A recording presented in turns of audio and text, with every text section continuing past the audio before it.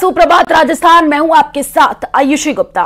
नमस्कार, मैं हूं आपके साथ श्रुति श्रीवास्तव। बुलेटिन की शुरुआत बड़ी खबर, लोकसभा चुनाव से जुड़ी इस वक्त की बड़ी खबर आपको बताते चले कि पहले चरण के चुनाव के लिए आज नामांकन का आखिरी दिन है। पहले चरण में प्रदेश की 12 सीटें शामिल हैं, जिसमें दोनों प्रमुख पार्टियों के 4 प्रत्याशी पहले ही नामांकन कर चुके हैं, यानी कि बीते मंगलवार को, और आज बाकी बचे उम्मीदवार नामांकन भरेंगे। मंगलवार को कुल 31 प्रत्याशियों ने 40 नामांकन प्रस्तुत किए और आज सुबह 11 बजे से 3 बजे तक का समय मिलेगा नामांकन के लिए। ये समय है सुबह 11 बजे से 3 बजे तक। कल दोनों पार्टियों या कांग्रेस और बीजेपी के उम्मीदवारों में से 4 उम्मीदवारों ने अपना नामांकन दाखिल किया था, क्योंकि 19 अप्रैल को पहले चरण के लिए 12 सीटों के लिए मतदान होना है और नामांकन की आखिरी तारीख आज ही है, दोपहर वो भी 3 बजे तक, क्योंकि कल मतदान पत्रों की जांच की जाएगी और 30 तारीख तक नामांकन पत्र वापस लिए जाएंगे 19 अप्रैल के पहले चरण के लिए। पहले चरण में 19 अप्रैल की कौन सी 12 सीटें हैं? श्रीगंगानगर, चूरू, सीकर, बीकानेर, झुंझुनू, जयपुर, अलवर, भरतपुर, करौली, धौलपुर, दौसा, नागौर। कल भी हमने देखा बीजेपी और कांग्रेस की तरफ से बड़े उम्मीदवारों ने 4 उम्मीदवारों ने अपने नामांकन पत्र दाखिल किए। अभी 12 सीटों के लिए 20 उम्मीदवार ऐसे बचे हैं जिनका नामांकन पत्र दाखिल करना है, और भरसक आज ही वो बचे हुए 20 उम्मीदवार अपना नामांकन पत्र दाखिल कर देंगे, क्योंकि आज ही की वो आखिरी तारीख है 19 अप्रैल, यानी कि पहले चरण के 12 सीटों के मतदान के लिए। तो आज भी बम्पर भीड़ आज भी देखने को मिलेगी, जहां पर नामांकन पत्र दाखिल किए जाएंगे, और साथ ही आपको ये भी देखने को मिलेगा बीजेपी और कांग्रेस की तरफ से शक्ति प्रदर्शन भी देखने को मिलेगा, क्योंकि कई बड़े चेहरे आज अपना नामांकन पत्र दाखिल करेंगे। और उधर बाकी बचे हुए उम्मीदवार, क्योंकि 4 के अलावा बीजेपी और कांग्रेस ने अपने 24 उम्मीदवार उतार दिए हैं, और पहले चरण के लिए 20 उम्मीदवार ऐसे बाकी हैं। बल्कि उसके पहले हमने देखा कि 7 उम्मीदवार, क्योंकि होली के पहले 7 उम्मीदवारों ने अपना नामांकन पत्र दाखिल किया था। होली के बाद कल हमने देखा बीजेपी की तरफ से 4 लोगों ने अपना नामांकन पत्र दाखिल किया, कांग्रेस की तरफ से 4 लोगों ने अपना नामांकन पत्र दाखिल किया, और इस प्रक्रिया में पहले चरण के लिए 12, अभी 20 लोग और बाकी हैं। खबर पर हमारे संवाददाता अरबाज जुड़े हुए हैं। अरबाज, आज नामांकन की आखिरी तिथि है।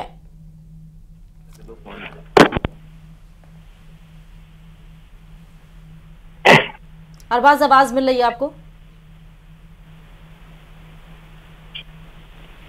अरबाज आवाज आ रही है आपको?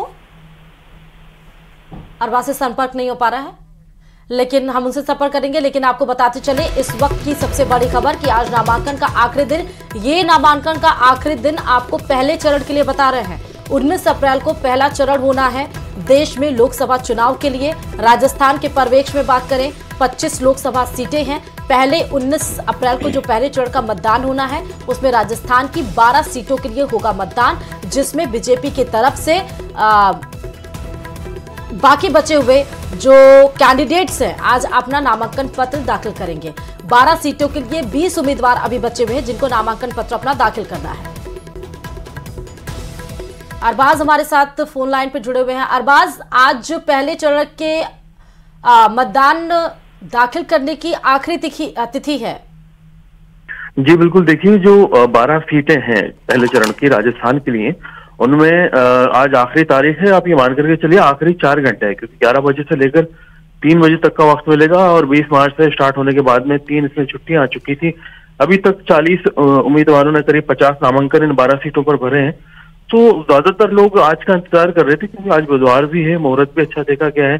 खासतौर पर राजधानी जयपुर की अगर हम बात करें तो यहाँ पर जो प्रताप सिंह खचरियावास है कांग्रेस की तरफ से, भाजपा की तरफ से मंजू शर्मा है, जयपुर शहर के लिए नामांकन करेंगे। वहीं पर अगर हम बात करें जयपुर ग्रामीण की, तो राव राजेंद्र सिंह भाजपा से और अनिल चोपड़ा कांग्रेस से नामांकन के लिए आज पहुंचेंगे। तो जो ज्यादातर दिग्गज हैं, अभी मान करके चलिए 20 से ज्यादा जो बड़े नाम है राजस्थान की राजनीति में जो उतरे हुए हैं, वो आज नामांकन पेश करने पहुंचेंगे। और एक बड़ा संवेदनशील मामला भी है कि कोई भी अगर गलती होती है तो बड़ा वक्त की तंगी रहेगी, क्योंकि महज 4 घंटे होंगे, उनको उसको सुधार करके तुरंत प्रस्तुत करना होगा। जी बिल्कुल। बहुत बहुत शुक्रिया अरबाज तमाम जानकारी देने के लिए इस खबर पर। तो बड़ी खबर आपको बताते हैं, पहले चरण के चुनाव के लिए आज और होगा नामांकन। और एक और बड़ी जानकारी आपको दे दें, लोकसभा चुनाव के लिए बीजेपी ने राजस्थान में एक और लिस्ट जारी कर दी है। दौसा से कन्हैयालाल मीणा और करौली धौलपुर से इंदु देवी जाटव को टिकट दिया गया है और दोनों सीटों पर पहले चरण में 19 अप्रैल को मतदान होना है। दोनों सीटों पर बीजेपी ने सांसदों का टिकट काट दिया है। आपको बता दें कि दौसा से जसकौर मीणा और करौली से मनोज राजौरिया का टिकट काट दिया गया है। बीजेपी राजस्थान की 25 में से 24 सीटों पर प्रत्याशियों का ऐलान कर चुकी है और भीलवाड़ा सीट पर उम्मीदवार की घोषणा होना बाकी है। इस लिस्ट के साथ ही दौसा और करौली धौलपुर में बीजेपी और कांग्रेस प्रत्याशियों के बीच मुकाबले की तस्वीर साफ हो गई है। दौसा से भाजपा के कन्हैयालाल मीणा और कांग्रेस के मुरारी लाल मीणा के बीच और करौली धौलपुर से बीजेपी की इंदु देवी जाटव और कांग्रेस के भजन लाल जाटव के बीच मुकाबला होगा। तो ये काफी रोचक मुकाबला होने जा रहा है और आपको बता दें कि कल ही 2 प्रत्याशियों के नामों का ऐलान बीजेपी ने किया है और उसमें जो नाम है वो भी हम आपको बता रहे हैं ग्राफिक्स के जरिए भी। देखिए किसके बीच में कहां पर महामुकाबला होना है वो तस्वीरें भी हम आपको दिखा रहे हैं। तो देखिए दौसा से भाजपा के कन्हैयालाल मीणा और कांग्रेस के यहां पर मुरारी लाल मीणा के बीच जोरदार टक्कर है और लगातार देखिए जो बीजेपी है बात करती हुई नजर आ रही है कि यहां पर चिंतन और मंथन किया जा रहा है। एक एक सीट पर प्रत्याशियों को लेकर के चिंतन और मंथन हो रहा है। दौसा की अगर हम बात कर ले तो वहां से कन्हैयालाल मीणा को टिकट दिया गया है तो मीणा समाज को साधने की कोशिश की गई है। देखिए दौसा की अगर हम बात कर ले तो लगातार ये कहा जा रहा था यहां से कि किरोड़ी लाल मीणा चुनाव लड़े, लेकिन किरोड़ी लाल मीणा ये चाहते थे कि उनके भाई वहां से चुनाव लड़े, लेकिन यहां पर सहमति नहीं बन पाई और कन्हैयालाल मीणा को यहां से टिकट दिया गया। और वहीं प्रदेश में लोकसभा चुनाव से पहले कांग्रेस के बड़े दिग्गजों ने चुनाव से दूरी बना ली है और यही वजह है कि कांग्रेस ने ज्यादातर सीटों पर नए चेहरों पर भरोसा करना उसको अब पड़ रहा है। देखिए रिपोर्ट।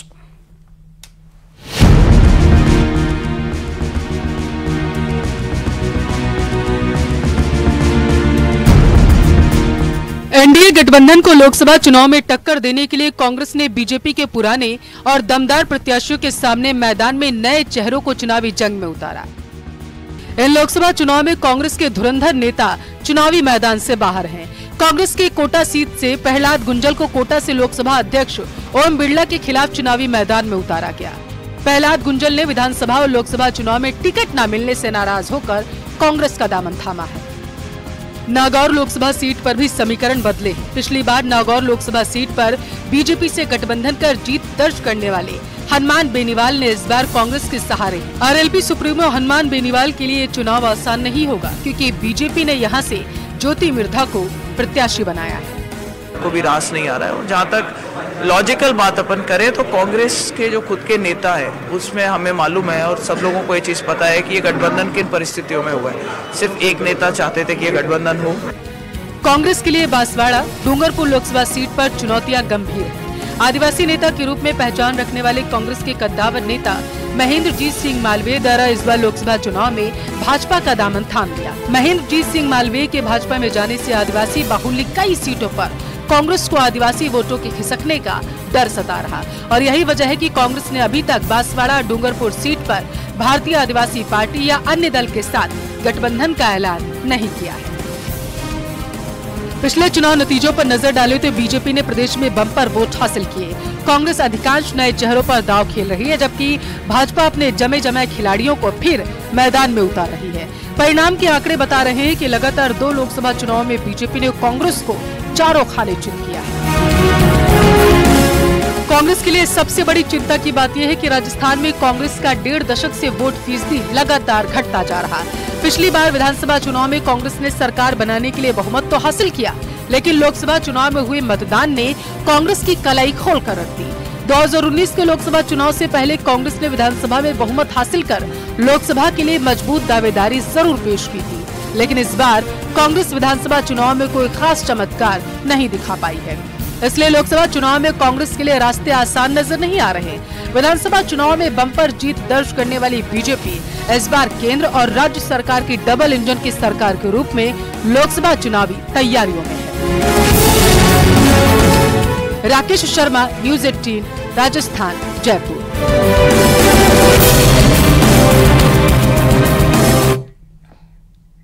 और एक और बड़ी जानकारी आपको दे दें, बीजेपी ने स्टार प्रचारकों की लिस्ट जारी की है। एमपी के लिए स्टार प्रचारकों की लिस्ट जारी कर दी गई है। पीएम मोदी, अमित शाह और जेपी नड्डा प्रचार करेंगे। और साथ ही मुख्यमंत्री भजनलाल शर्मा भी मध्य प्रदेश में प्रचार करेंगे। स्टार प्रचारकों की लिस्ट मध्य प्रदेश के लिए लॉन्च की गई है, जिसमें बड़े नामों को स्टार प्रचारक के रूप में उतारा जाएगा। और क्योंकि मुख्य प्रधानमंत्री नरेंद्र मोदी ही और उनके चेहरे पर ही इस बार 2024 का चुनाव लड़ा जा रहा है, कमल के फूल का निशान बनाया जा रहा है और राष्ट्रीय अध्यक्ष का कार्यकाल खत्म हो रहा था, लेकिन 2024 लोकसभा चुनाव क्योंकि एनडीए और बीजेपी के लिए बहुत बड़ा है वोटिंग परसेंट के द्वारा भी, इसलिए उनको गृह मंत्री अमित शाह के साथ सीएम भजनलाल को स्टार प्रचारक के रूप में मध्य प्रदेश में उतारा गया। और वहीं लोकसभा चुनाव के बीएसपी यानी बहुजन समाज पार्टी के 7 प्रत्याशी घोषित कर दिए गए हैं। यानी कि नागौर सीट की अगर हम बात करें तो गजेंद्र सिंह राठौर को टिकट दिया गया है और धौलपुर करौली से विक्रम सिंह को टिकट मिला है। आपको बता दें कि सीकर से अमरचंद चौधरी को टिकट मिला है और चूरू से दईराम को टिकट मिला है। बीकानेर से खेताराम को बीएसपी ने टिकट दिया है। दौसा से अगर हम बात कर ले तो सोनू धानका को टिकट मिला है। जयपुर से राजेश तंवर बीएसपी प्रत्याशी घोषित किए गए हैं। तो ये नाम भी हम आपको टीवी स्क्रीन पर दिखा रहे हैं, जहां पर यहां पर अब प्रत्याशियों के नामों का ऐलान बीएसपी ने भी कर दिया। तो ये बड़ी जानकारी, लोकसभा चुनाव के लिए बीएसपी ने अपने 7 प्रत्याशियों को घोषित कर दिया है। हालांकि बीएसपी इंडी गठबंधन में पूरा जोर लगाया जा रहा था कि बीएसपी को गठबंधन में शामिल किया जाए, लेकिन मायावती ने आकर प्रेस कॉन्फ्रेंस करके इस बात की पुष्टि दे दी थी कि 2024 में अकेले दम पर बीएसपी लड़ेगी चुनाव। और राजस्थान के पर्यवेक्षण में उम्मीदवारों की लिस्ट भी कल लॉन्च की गई।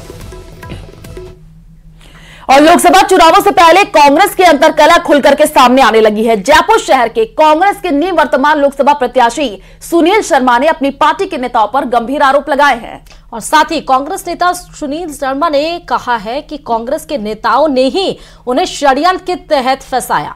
सुनील शर्मा के ये भी आरोप है कि कांग्रेस पार्टी को कांग्रेस के नेता ही नुकसान पहुंचा रहे हैं। क्या कुछ और है वो आपको सुनते हैं कि वो लोग जो पैसे लेके ट्वीट करते हैं, कम से कम पार्टी को उनके वशीभूत नहीं होना चाहिए। कुछ लोगों के खिलाफ जिन्होंने मेरे खिलाफ असत्य जो ट्वीट्स किए हैं, मैं उनके खिलाफ एफआईआर भी दर्ज करा रहा हूं, क्योंकि ऐसे जो लोग हैं जिन्होंने मेरे को जाने बिना केवल पैसों के दम पे, क्योंकि कुछ लोगों ने 30,000 रुपए लेके मेरे खिलाफ ट्वीट किए और कुछ लोगों ने 60,000 रुपए लेके मेरे खिलाफ ट्वीट किए हैं। लगभग 1 करोड़ रुपया इस पूरे कैंपेन पे खर्च किया गया है, जो पिछले पूरे 3 दिन तक जो नेशनल ट्रेंड किया। और उसके अंदर सबसे दुख की बात है कि कांग्रेस के बड़े बड़े नेता इन्वॉल्व हैं। खबरों में आगे बढ़ते बताते चले कि एसीबी ने जयपुर में तैनात कर्मचारी भविष्य निधि यानी ईपीएफ के प्रवर्तन अधिकारी को 1.5 लाख की रिश्वत लेते हुए ट्रैप किया। और एसीबी ने प्रवर्तन अधिकारी के आवास और अन्य ठिकानों पर सर्च किया। इस दौरान रिश्वतखोर दीपक बड़जात्या के घर से एसीबी को 9 लाख रुपए नगद मिले हैं। आरोपी के अन्य ठिकानों पर भी एसीबी अब सर्च कर रही है। आपको बता दें कि फर्म की इंस्पेक्शन रिपोर्ट तैयार करने की एवज में परिवादी से रिश्वत मांगी थी। 5 साल की रिपोर्ट तैयार करने के लिए ये रिश्वत मांगी गई थी। 5 साल की रिपोर्ट तैयार करने के लिए प्रति साल के हिसाब से मांगे गए 50,000 रुपए, कुल 2.5 लाख रुपए की रिश्वत लेते हुए दीपक बड़जात्या पकड़ा गया है। फिलहाल ट्रैप प्रवर्तन अधिकारी दीपक बड़जात्या माकरिया से पूछताछ अब की जा रही है। तस्वीरें भी आप देख सकते हैं। जयपुर में एसीबी की बड़ी कार्रवाई की गई है। ईपीएफओ का प्रवर्तन अधिकारी ट्रैप किया गया है। कार्यालय में एसीबी की पूरी टीम गई और वहां से ट्रैप किया गया ये ईपीएफओ का प्रवर्तन अधिकारी।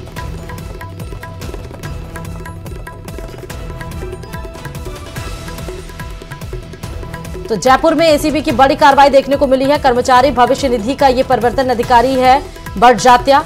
हर साल 5 साल के लिए 50 हजार रुपए मांगे गए थे, यानी कुल 2.5 लाख रुपए का रिश्वत लेने की फिराक में था, लेकिन एसीबी ने बड़ी कार्रवाई करते हुए पकड़ लिया।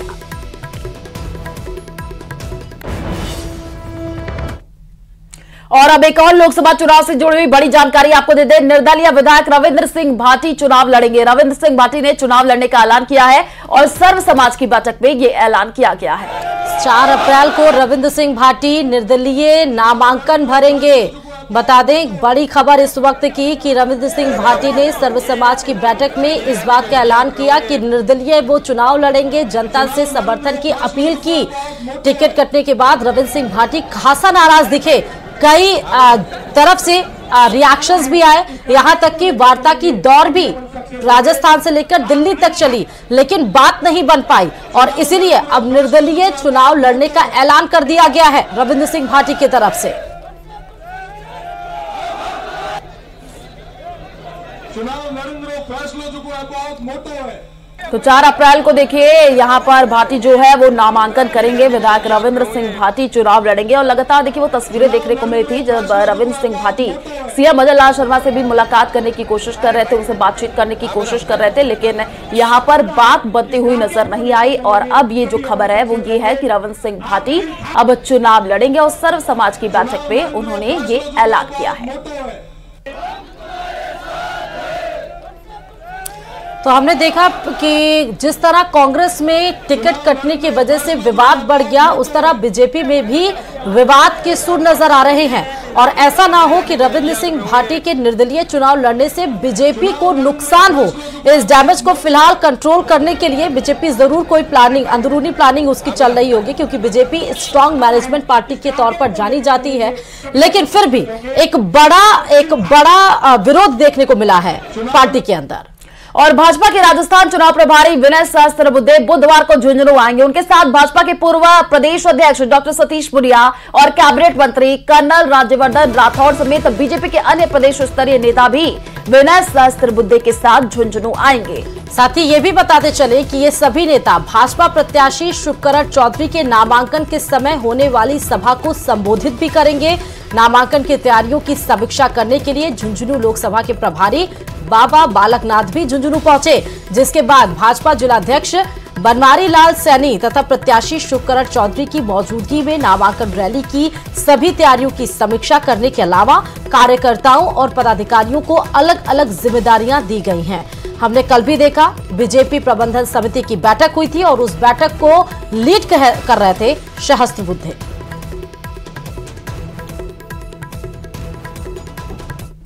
है कि पार्टी ने अपने यहाँ झुंझुनू में इस चुनाव के अंतर्गत सेवा करने का अवसर दिया है और हमारे शुभकरण चौधरी जी का कल नामांकन है, उसी की तैयारियों को लेकर हम सब लोग यहाँ पर एकत्र आए हैं। कल भव्य और ऐतिहासिक नामांकन रहेगा और पूरे झुंझुनू जिले की जनता उसमें सहभागी बनेगी। और मैं मानता हूँ कि केवल शुभकरण चौधरी जी का नामांकन नहीं है, ये पूरे झुंझुनू जिले की जनता का नामांकन है। विकास को लेकर जीत को सुनिश्चित करता हुआ और झुंझुनू जिले की हर एक आशा उम्मीद पर खरा उतरता हुआ ये चुनाव रहेगा आने वाले समय पर जब भारतीय जनता पार्टी जीतेगी। और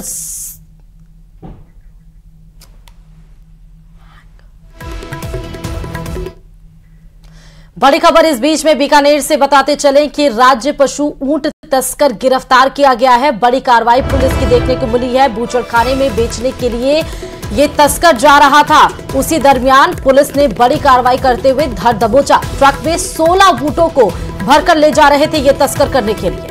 तो छत्तीसगढ़ पुलिस ने चालक सहित 3 को पकड़ा है और आपको बता दें कि तीनों तस्कर यूपी और हरियाणा के रहने वाले बताए जा रहे हैं। तो बीकानेर से ये बड़ी जानकारी आपको दे रहे हैं, जहां पर राज्य पशु ऊंट तस्कर गिरफ्तार हुए और ट्रक में 16 ऊंटों को भर करके ये तस्कर ले जा रहे थे, तभी यहां पर कार्रवाई हुई है। छत्तीसगढ़ पुलिस ने चालक सहित 3 लोगों को पकड़ा है।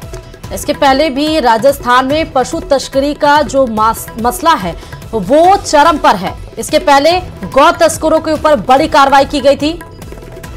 और ज्यादा जानकारी के लिए संवाददाता विक्रम हमारे साथ जुड़ चुके हैं। विक्रम, फिलहाल क्या जानकारी, यहाँ पर जो ऊंट तस्कर उसकी गिरफ्तारी हो चुकी है, पूछताछ में क्या कुछ जानकारी निकली है?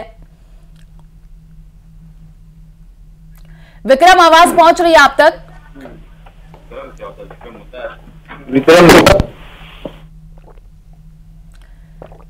तो ऊंट तस्कर गिरफ्तार कर लिया गया है। आपको बता दें कि ट्रक में 16 ऊंटों को भर करके ले जाया जा रहा था और तभी पुलिस ने इस बड़ी कार्रवाई को अंजाम दिया है और यहां पर चालक को गिरफ्तार कर लिया गया है, उससे अब पूछताछ की जा रही है। बीकानेर से यह बड़ी जानकारी, जहां पर आपको बता दें कि ट्रक में भर करके 16 ऊंटों को जो तस्कर है वो लेकर के जा रहे थे और बूचड़खाने में बेचने के लिए ले जा रहे थे, तभी पुलिस को इस बात की खबर लगी और पुलिस ने यहां पर बड़ी कार्रवाई को अंजाम दिया है। छत्तीसगढ़ पुलिस ने चालक सहित 3 लोगों को पकड़ा है।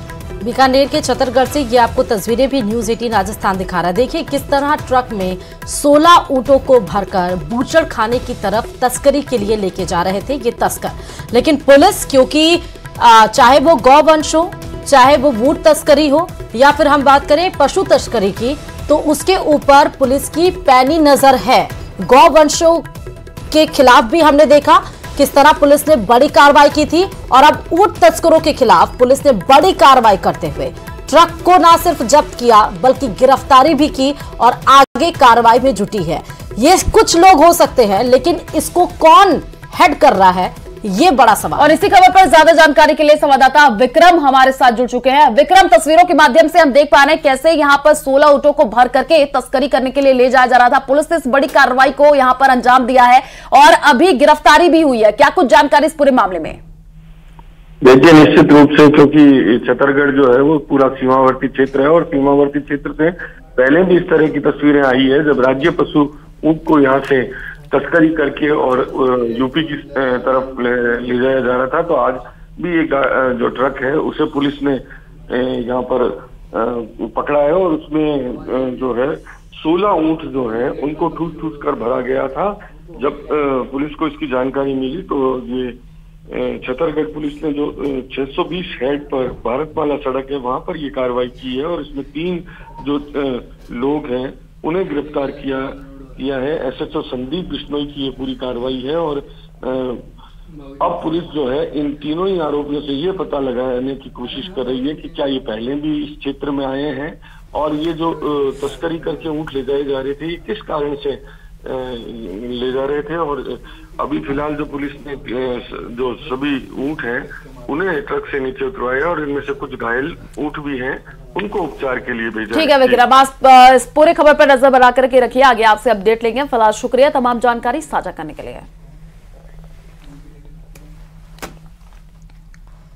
और दौसा से बड़ी खबर सामने आ रही है। आपसी विवाद में व्यक्ति की मौत की खबर सामने आई है और व्यक्ति के बेटे ने हत्या का केस दर्ज कराया है। आपको बता दें कि 4 लोगों के खिलाफ हत्या का केस दर्ज कराया गया है। मुकदमा दर्ज कर पुलिस ने जांच भी शुरू कर दी है। पूरा मामला आपको फिर से बता दें कि क्या है।